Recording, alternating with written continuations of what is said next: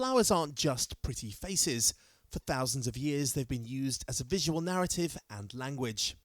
Fast forward to 2016 and designers aren't beating around the bush when it comes to gardening metaphors, creating flora and fauna with a strong social agenda. It was about a year ago we came up with the initial conception, and it was all the stories of refugees fleeing war-torn zones, fleeing conflicts, fleeing terrible existences and trying to cross the Mediterranean, and lots of them failing. That's what really inspired the design.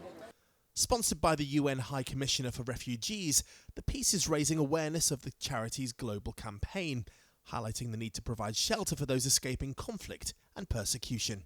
So Laura, tell me about the name Nobody Left Outside. Nobody Left Outside is the name of the campaign that we're running, and we're aiming to shelter 2 million refugees by the year 2018. Because right now we're facing a global displacement crisis. There are more people who have been forcibly displaced from their homes due to war, persecution and conflict than at any other time since the Second World War. In the garden, a small moat illustrates the dangerous journey that refugees make. Teddy bears and life vests salvaged from the Med are surrounded by a metal fence topped with a barbed wire, a material the designers say has never featured before. What's great about Hampton Court is they have the conceptual category. It gives you an opportunity to do something a little bit different, and they encourage that at the RHS in this category. And I think that really adds to the aesthetic of this particular garden, because the contrast between the barbed wire and the rubble on the outside with the lush meadow in the inside that represents sanctuary was very important to the concept. The designers invited refugees to help with the planting.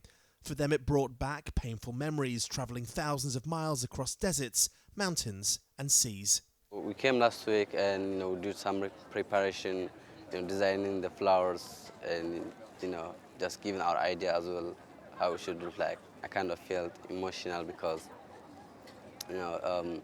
as I said earlier, because it reflects my own story and how I came to this country, and it makes me reminds me of how I came here.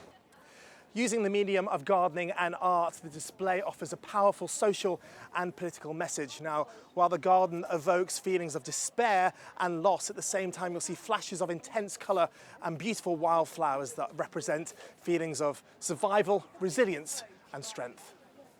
The Maverick concept might be an unusual way to express the issue of immigration, but it's a clear message that when it comes to the plight of the 60 million displaced people, artists up and down the country want to do their bit to nip the humanitarian crisis in the bud. Martin Andrews, RTUK, Surrey.